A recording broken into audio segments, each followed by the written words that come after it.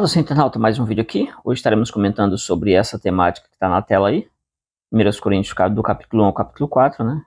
E trazendo esse tema, o grupo Eu Sou de Cristo, naquela discussão de Paulo ali, na igreja em Corinto, se esse grupo seria o pior grupo da igreja ali em Corinto. É isso que a gente vai estar analisando aqui, também passando por todos esses grupos.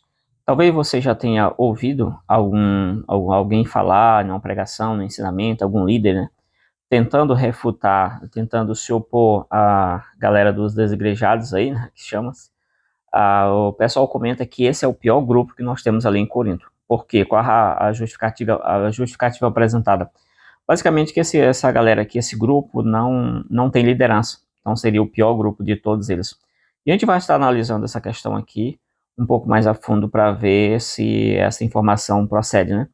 E desde já, esse é um posicionamento que eu nunca defendi, sempre achei um desserviço defender esse posicionamento baseado nesses textos, né? Aqui mesmo na carta de Paulo aos Coríntios, porque o que a gente vai observar é que muita gente afirma isso, mas assim, você não tem a base para mostrar por que esse grupo aqui dentro da carta é o pior grupo que tem, né? A alegação é sempre exatamente a ideia de que esse grupo não tem líder, é o pior que tem. Vamos aqui avançar um pouquinho nessa questão. Primeiro texto, nós temos Paulo ali nos primeiros versículos, fazendo a sua saudação, se apresentando ali para os irmãos. Naquele primeiro contato, no versículo 10 do capítulo 1, Paulo vai falar da importância da unidade, e aí no versículo 11 do capítulo 1, ele vai dizer: porque a respeito de vós, meus irmãos, me foi comunicado pelos da família de Cloé, que há contenda entre vocês, né? Então aqui ele já vai exatamente mostrar exatamente a razão, pelo menos a razão inicial que ele está escrevendo a carta. Essa é uma temática que vai preencher do capítulo 1 até o capítulo 4, essa mesma temática aqui da divisão. Ali no capítulo 5 vai entrar um pouquinho da fornicação, alguns problemas lá com a igreja, que faz parte de todo esse arcabouço, mas enfim, essa temática vai até o capítulo 4 ali, tá? Depois você vai entrando em outros problemas, ali no capítulo 7, sobre aquela questão do casamento, que alguns, né, vão alegar que aquele pessoal ali que estava sendo tratado no capítulo 7 exatamente, os que são de Cristo, ali sobre o casamento e tal. Então são alegações infundadas, alegações que você não tem base escriturística para ela. Existem discussões em quem que é essa Chloe, né? Chloé, como está colocado aqui, se ela era uma pessoa lá de Corinto, né? Alguém conhecido lá de Corinto, ou ela era alguém da cidade de Éfeso, né? Então tem essa discussão aí para saber sobre isso.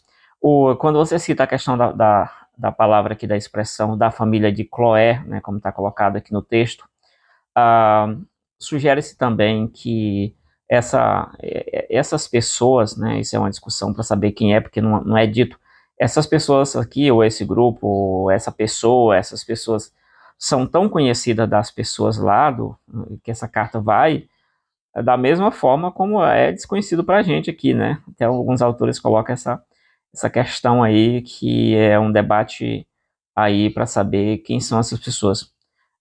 Coloca-se também a ideia de que seriam escravos, porque por causa de genitivos usado aqui, né, que teria alguma relação com a palavra doulos, escravos, aqui nesses contextos, enfim.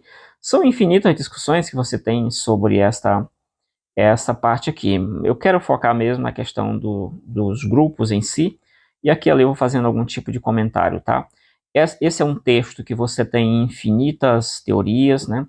Por exemplo, você vai ter várias teorias ali, né? Que você vai dizer que esses três nomes, porque eles, nessa teoria, separa-se o grupo de Cristo, tá? Esse grupo aqui, beleza, separa. Então, esses três nomes que são citados ali, Paulo, Apolo e também Cefas, são nomes fictícios que eles estão usando para representar ou para não descobrir quem são os líderes, quem são essas pessoas realmente. Então, usa-se nomes fictícios para tratar de um assunto ali, falando como por analogia, né? Isso está descrito, por exemplo, em 1 Coríntios 4 e 6, lá a gente vai chegar nesse texto também, mas já adiantando para vocês, isso é uma teoria também que você estuda nessa questão. Que existem várias teorias sobre isso, eu li pelo menos 2 vezes a carta aqui para para esse vídeo agora. É uma temática que há uns 2 anos que eu queria falar sobre isso, mas sempre adiando aqui. Então vamos lá. Aí nós temos, por exemplo, várias outras teorias também que vão seguir aí em rumo diferentes. Ali, algumas teorias vão dizer que, até mesmo de autores e exegetas mais antigos, vão dizer que ali você tem, na verdade, 2 grupos. O que o apóstolo quer retratar são 2 grupos. Um grupo que seria ali do partido apostólico, né, aqueles 3 que dizem assim, eu sou de Paulo, eu sou de Apolo, eu sou de Cefas, e isso estaria, talvez, alinhado um pouquinho com o que vai ser discutido mais à frente ali. Você vai perceber que em algum momento Paulo vai tratar somente desses 3 grupos, não mais dos 4, mais dos 3. Né? E daria base um pouquinho para essa teoria, mas são teorias até mesmo de estudiosos mais antigos. Que você teria um grupo ali dos apóstolos, né? Aquele grupo, o partido dos apóstolos, e o partido dos cristãos, que olha, eu sou de Cristo e acabou. Né? E aí você vai ter, por exemplo, teorias também que vão descartar o próprio partido de Cristo ali dessa questão. Isso é uma parte interessante. Vamos descartar aqui. Ou então teorias que vão dizer, olha, esse grupo de Cristo, esse é um grupo que vai exatamente tanto defender Pedro, por ele ser o apóstolo e o principal dos apóstolos e tal, quanto a Cristo, como eles já colocam aqui, né? Então tem toda essa questão aí também, essa confusão toda tal. E vai ter também teorias que vão dizer, teóricos, e isso eu estou envolvendo padres e estudiosos famosos, Crisóstomos, aqui já citei teorias que envolvem esses grandes eruditos antigos e tal, e também recentes. Você vai ter teorias que vão exatamente dizer que esse grupo de Cristo, ele é um grupo que representa uma criação dos exegetas, né? Os exegetas estão criando toda essa confusão aí para dizer que esse grupo de Cristo deveria estar ali naquele meio e tal, enfim, né? Tem várias dessas questões. Existem, por exemplo, teorias que dizem que esse grupo de Cristo, eles são exatamente judeus cristãos dali da Ásia que tiveram algum tipo de contato com a teosofia e através desse conhecimento da teosofia supostamente tiveram supostamente um contato com Cristo. Por isso que eles não acessam nenhum tipo daqueles apóstolos ali, tá? Então, basicamente isso é o que eu queria colocar aqui, e a gente vai avançar um pouquinho mais sobre essa questão aqui. Bom, e aí nós temos o texto aqui, né? Então, no versículo 12, quero dizer isto que cada um de vós diz, eu sou de Paulo, eu sou de Apolo, e eu sou de Cefas, e eu sou de Cristo. Observe, como eu já adiantei, que somente nesse versículo aqui, Paulo vai citar o Cristo, os que são de Cristo, nesta categoria aqui, nesses 4 grupos. Somente aqui vai ter os 4 grupos, nos demais você não tem diretamente esses 4 grupos aqui, tá? Beleza, então vamos avançar mais um pouco. Aqui nós temos, já entrando diretamente a refutação, né, da primeira parte. Então, a primeira parte ali, o Paulo vai colocar os primeiros problemas, dizendo eu sou de Cristo, né, ali a primeira parte, né, eu sou de Paulo, eu sou de Apolo, eu sou de Cristo, e por aí vai, né. Então, Paulo vai fazer a primeira refutação, né, nessa parte aqui do capítulo 1, né. Veja que no capítulo 1 ele vai manter o padrão com 4 grupos aqui, 4 aqui, Paulo, Apolo, Cefas e Cristo, né. Isso é um dado interessante, que ali em Corinto é uma igreja, como ele diz, que tem todos os dons, porém uma igreja que no capítulo 3 ele vai dizer que ele queria falar como adulto, mas a gente teria que falar como criança, né? Eram crianças ali, como criança. Bom, então vamos lá aqui, tá? Lembrando que o capítulo 3 está envolvido nessa polêmica também aqui do capítulo 1, tá? Então vamos lá. No capítulo 1, Paulo vai contra-argumentar aquela primeira alegação que ele faz, né? A notícia é só uma. Existe na igreja, esses grupos estão dizendo assim, assado. E Paulo vai repetindo essa informação no decorrer da carta, e aí ele vai criando argumentações, refutações e tal, explicações para aquilo ali. Tá? Então, na primeira parte do capítulo 1, na verdade, na primeira refutação, que é do capítulo 1 aqui, ele vai dizer Cristo não está dividido, né? Não estaria Cristo dividido nesse sentido, ou ele vai fazer a pergunta, Cristo está dividido? Que usando uma espécie de metonímia, na verdade, não é Cristo está dividido, você tem ali a igreja que está dividida, ou enfim, né? Ele vai perguntar, Cristo estaria dividido? Alguns estudiosos também supõem que essa frase poderia ser traduzida aí com uma exclamação, né? Cristo está dividido, alguma coisa assim. Então, estaria ali colocando, em vez de uma pergunta, você colocar, poderia ser traduzido numa exclamação também. E aí o versículo na frente, versículo 13, e aí depois no versículo 13 vai continuar, Paulo não foi crucificado por eles, Paulo vai dizer, Cristo está dividido, e a partir daí ele vai começar essa argumentação. A primeira coisa que ele vai colocar para eles é o seguinte, não foi Paulo que foi crucificado por vocês. Então, baseado nesse argumento, se Paulo estivesse defendendo aqui que aqueles cristãos, os que são de Cristo, são os piores, o pior grupo, ele aliviaria mais essa argumentação aqui. Né? Mas ele disse, olha, Paulo não foi crucificado por vocês. Então, não venham para cá dizer que eu sou de Cristo. O que a gente percebe desses grupos é que possivelmente todos eles tinham uma relação com Cristo, né, a priori, e porém a forma como eles chegaram a Cristo, alguma coisa nesse sentido que causava mais essa divisão ali entre eles, né? Então Paulo faz a segunda alegação. Primeiro ele faz a pergunta, só. Claro, essa pergunta, está Cristo dividido ou não estaria Cristo dividido? E isso basicamente pode ser defendido como uma pergunta retórica, onde a resposta sempre é claro que não, né? Não, ou não deveria estar. E aí a partir daí ele vai argumentando, né? E aí ele vai dizer, olha, o batismo não foi em nome de Paulo, né? Ou seja, não foi em meu nome o batismo de vocês. Então Paulo está tentando deslocar essas pessoas que estão ali em partido, dizendo eu sou de Paulo. Está tentando tirar dele essa ligação. Se ele estivesse aqui, repito, defendendo que as pessoas deveriam ter aquela preocupação com os líderes, então, e o pior grupo seria o de Cristo, ele não faria esse tipo de defesa, ele faria outra defesa. Mas aqui ele está querendo exatamente tirar o corpo de banda, colocar na direção de Cristo ali essa questão. Então, o batismo não foi em nome de Paulo, o batismo de vocês foi em nome de Cristo, tal, mas não em nome de Paulo. Ele vai dizer, inclusive, eu não batizei ninguém. Aliás, eu batizei um ou outro por aí e tal, mas só esse aí que eu lembro, por aí vai. Então Paulo disse, eu não batizei nenhum de vocês. E por que eu não batizou? Né? Que Paulo não batizou? Olha, Cristo não me enviou para batizar, mas enviou para anunciar. Então ele já está dizendo, olha, isso aí que vocês estão fazendo, por essas coisas que Paulo coloca aqui, que eu fui batizado em nome de Paulo, Paulo começa muito pesado essa primeira aqui, que eu não fui crucificado em lugar por vocês. Isso aqui é muito pesado. E Paulo se coloca como que esses líderes estão na mentalidade desses grupos, competindo com Cristo. Por isso que eu não fui crucificado por vocês. E aí ele vai baixando um pouquinho o tom, dizendo, olha, vocês não foram batizados em meu nome, que é uma coisa séria ainda. Inclusive eu não batizei, uma coisa mais bem suave, né? Inclusive eu não batizei nenhum de vocês. Cristo não me enviou para batizar, né? Já tirou totalmente fora aí a sua percepção. E ele vai continuar aqui a questão, né?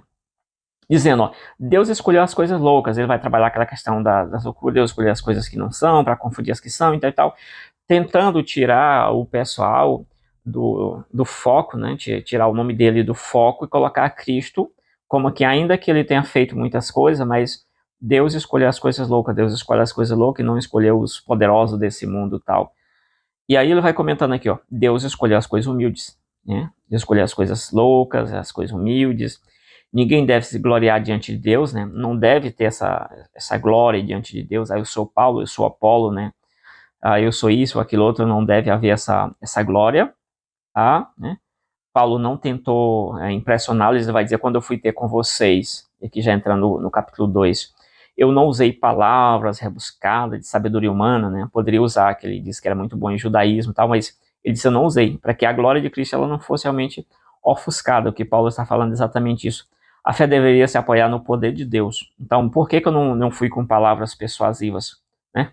E aí você entra naquela questão que quando Paulo estava no Areópago, né, aí tem a teoria que diz que Paulo falou bonito ali de todo jeito, igual um filósofo, e depois ele percebeu que tinha feito ali algo errado e naquele momento ele escreve 1 Coríntios, capítulo 2 aqui agora, dizendo, olha, quando eu fui com vocês eu não falei com palavras persuasivas. Tem essa teoria aí que grosso modo, seria algo bem complicado de sustentar isso aí. Nada a ver, mas existe essa teoria aí. Então ele vai indo ali falando, tal, que a fé deles deveria se apoiar no poder de Deus, e nós temos a mente de Cristo, vai fechar isso aqui com esta abordagem.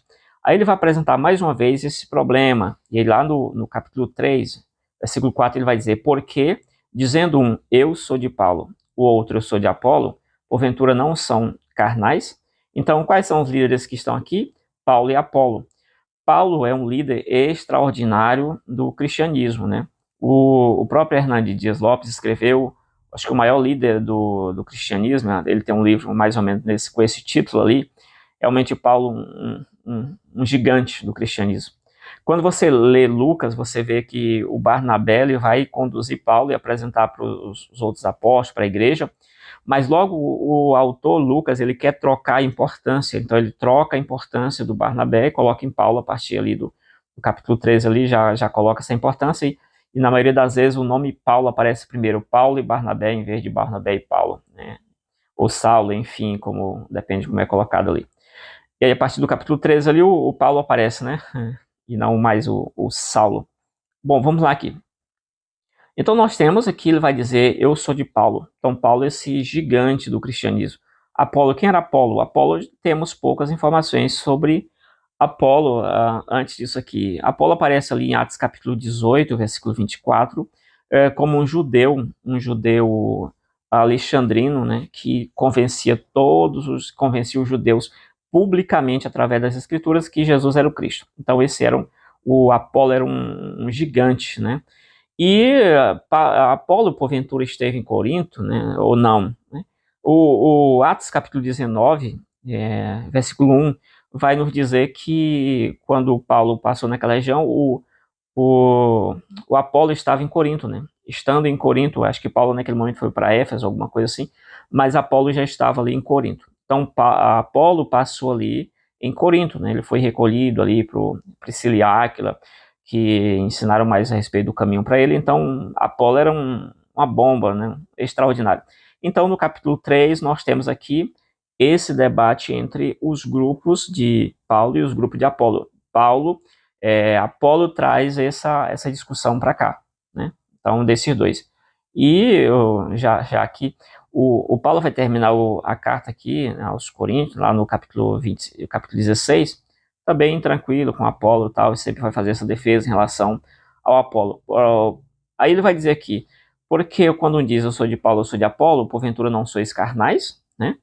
E aí no versículo 22 ele vai dizer assim, ó, seja Paulo, seja Apolo, seja Cefas, seja o mundo, seja a vida, seja a morte, seja o presente, seja o futuro, tudo é vosso. Então aqui o Paulo vai fazer exatamente uma defesa, né, em relação à questão dos apóstolos ali, ele vai tentar tirar o foco de todos eles, como nenhum deles estão ali para se defender, então ele vai tentar exatamente fazer essa defesa dos próprios apóstolos, né, tanto de Paulo, de Cefas e Apolo.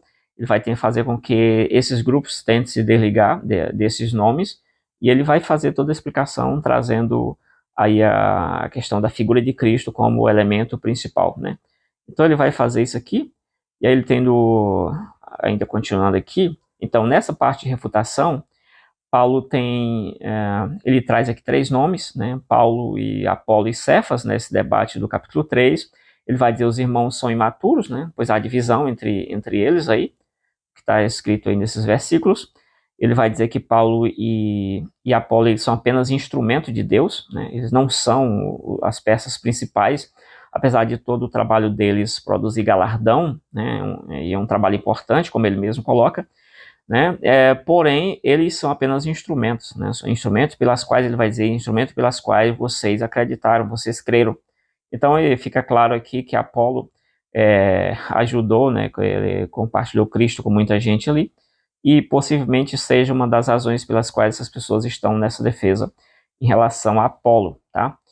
E Paulo também ele vai dizer, eu plantei e Apolo regou. Porém, ele vai dizer, quem é o mais importante? É Deus que dá o crescimento. Nem o que planta, nem o que rega é coisa nenhuma, a não ser Deus o que dá o crescimento aqui. Então, ele vai tentar tirar o foco de todos eles. Paulo ele vai dizer que lançou o fundamento, né? Lançou o fundamento, esse fundamento que ele lançou foi pela graça, né? Não falando aqui que ele lançou a ideia de salvação pela graça, mas ele está dizendo que ele foi chamado para lançar esse fundamento pela graça de Deus, né? E ele vai dizer que ainda que eu tenha colocado um fundamento, isso foi feito pela graça. E ele vai dizer que Cristo é o único fundamento no versículo 11 ali, né? Isso é importante, e vai desconstruindo toda aquela divisão que havia ali na igreja, né? Ali na igreja. Então nós temos aqui, bati aqui, pronto. E aí ele vai continuar, né? Veja como cada um edifica, ou seja, eu trouxe um fundamento, eu apresentei o fundamento, né? Porém, esse fundamento é Cristo, agora veja como cada um vai edificar. Então, aqui ele está apresentando toda essa cúpula, essa liderança em que as pessoas estão dizendo, eu sou de A, eu sou de B, né? E aí ele vai trazer toda essa liderança aqui e vai dizer, olha, cada um tome cuidado como vai edificar em cima desse fundamento.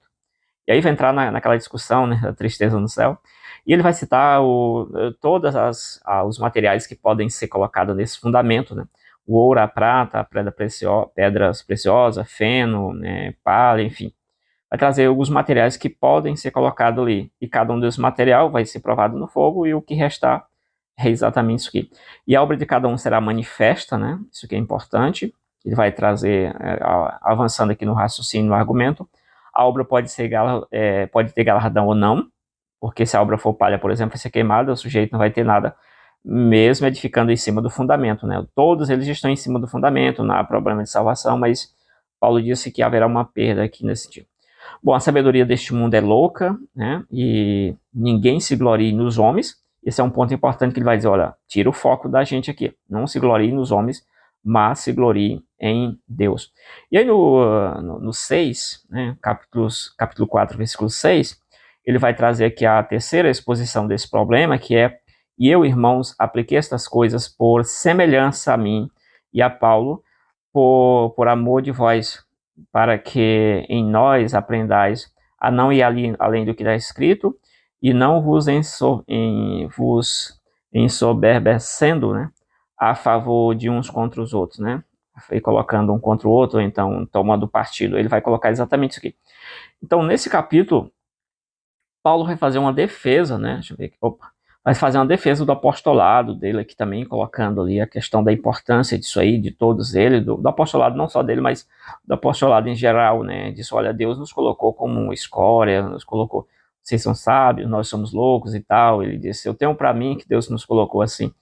Então vai fazer toda essa defesa, falando do dispenseiro e tal, toda essa parte, que ele sai ali daquele problema, ele começa a subir a argumentação, passando ali por aqueles 3 líderes, inclusive ele no caso, e aí chegando à questão do fundamento, o que seria colocado em cima desse fundamento, e o que aconteceria depois nessa questão do fundamento aí, né?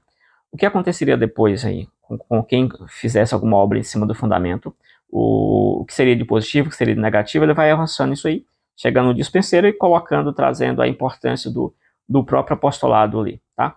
Então aqui ele vai fazer essa defesa, veja que no capítulo, aqui nesse texto, no versículo 14, aliás, versículo 4 que estamos aqui olhando, existe uma teoria que eu expliquei lá no início, que essa teoria diz que, na verdade, todos esses 3 nomes que ele está trazendo, esses 3 nomes representam, são analogias, é uma analogia que ele está fazendo para se referir a outros grupos ou a outros líderes que ele não quer identificar o nome. Por quê? Veja bem o que está escrito aqui.